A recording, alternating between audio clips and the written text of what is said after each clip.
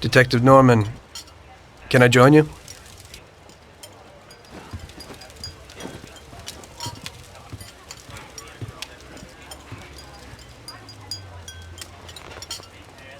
Sorry for the delay, but I didn't want anybody seeing me, if you know what I mean.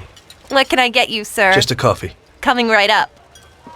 It's not my habit to sit with people like you. Got a business proposition for you, Detective. I ain't no businessman. And even if I were, I wouldn't be doing business with the likes of you. I don't usually do business with your kind either. But this is a bit of a strange deal. Good for you and your superiors, and good for me. It concerns a certain kind of trade. Trade? Well, let's just say that I hold a high position in a not-so-legal organization. It's just the kind of organization people such as yourself would like to know a lot about. And I, on the other hand, for certain reasons, don't want... Your coffee, sir. Thanks. I have my own personal reasons why I don't want to be associated with this organization.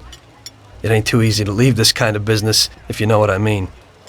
I think I know where you're coming from. You'll get a bullet in your head if you don't disappear quickly, right?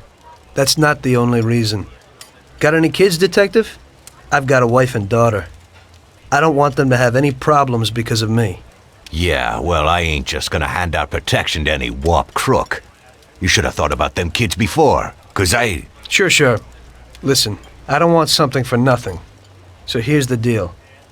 Does the name Salieri mean anything to you? Salieri? It damn well does. You got something in common with him? You could say that. I've worked for him for several years. Now he wants to rub me out. If you protect my family and me, I'll tell you everything. Names, dates, accounts, everything. Enough to put him away for life. I ain't Santa Claus. If I go to the chief with this, I need to know everything you know. And I have to be sure you'll testify in court. Sure. If you ain't in a hurry, I'll tell you my whole story. And all the deals I've worked on over the years. Okay. I've got time, and I'm listening.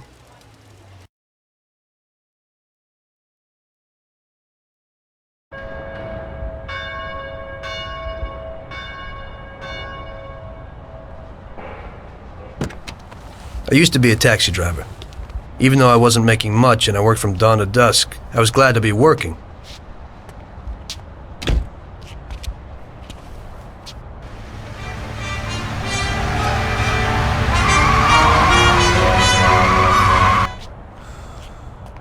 It was a bad time and some other people were worse off than me.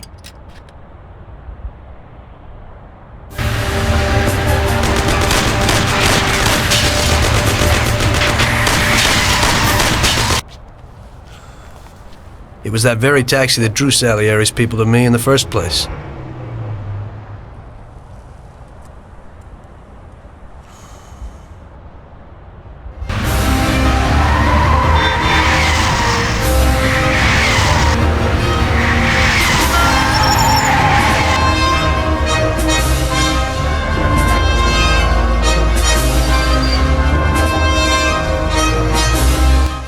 One day I was on my break and I was just hanging out. Suddenly I heard a tremendous crash. Sam! They got me! Damn it! Climb up and move. There's a taxi. We'll be okay. It was clear to me that these guys had to get out of there fast, so I thought it was best to cooperate, rather than ending up with a hole in my head. Move it. Come on.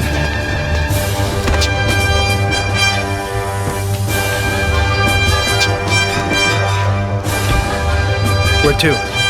Anywhere! Fast! I hope you're damn fast. Faster than Sam here was. I burned rubber out of there like a bat out of hell.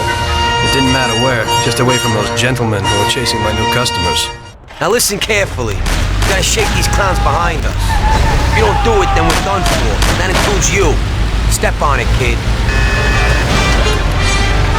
Move it, they're still on our tail.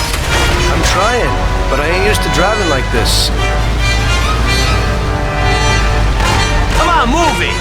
You're a friggin' Arab cabbie, aren't you? I'm only human. Duck! My taxi! Idiot, go!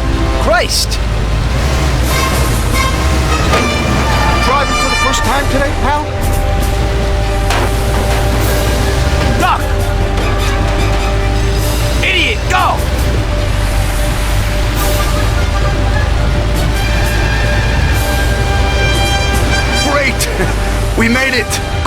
brother. Now take us to Salieri's bar. I'll show you the way.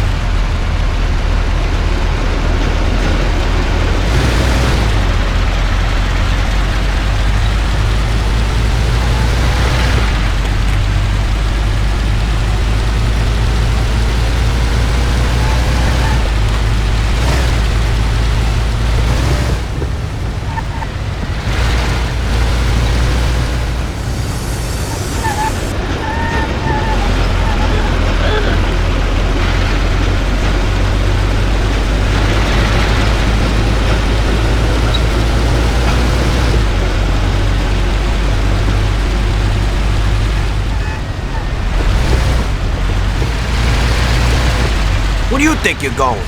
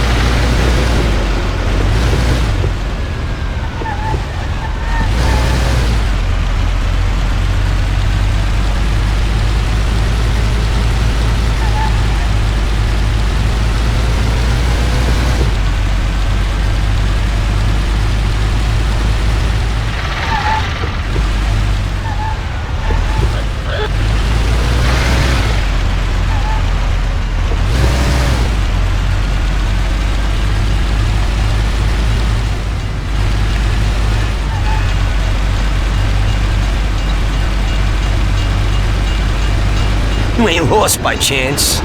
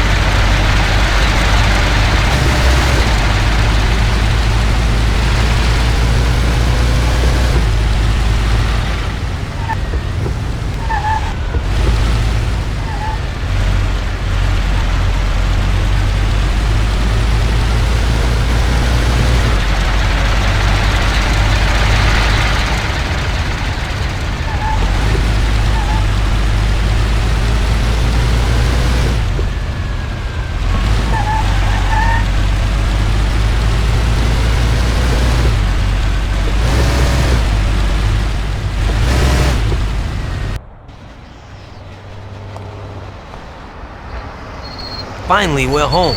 Wait here, friend. Sam will get you a little something from Mr. Salieri. Thanks for your help.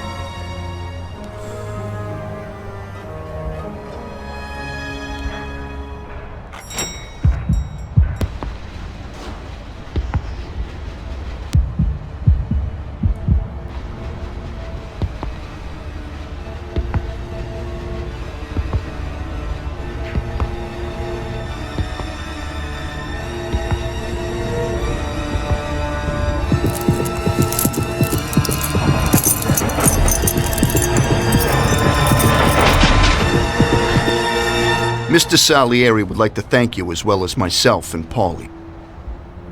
It's compensation for the damage to your car and your services. It should be enough. Yes, of course. Thanks. Give my regards to Mr. Salieri. Mr. Salieri wants you to know that he is very grateful to you. If you ever need anything, you can come back and ask for help, because Mr. Salieri doesn't forget about friends who have helped him out. If you're interested, maybe we could find a job for you here, and it would pay well. We always have positions for guys as good as you. Okay. I'll think about it. Thanks. Really thanks. I'd better go to fix the car and so on. All right. I understand. Just think about it. And I hope it's clear that this matter is only between ourselves. You take care, kid.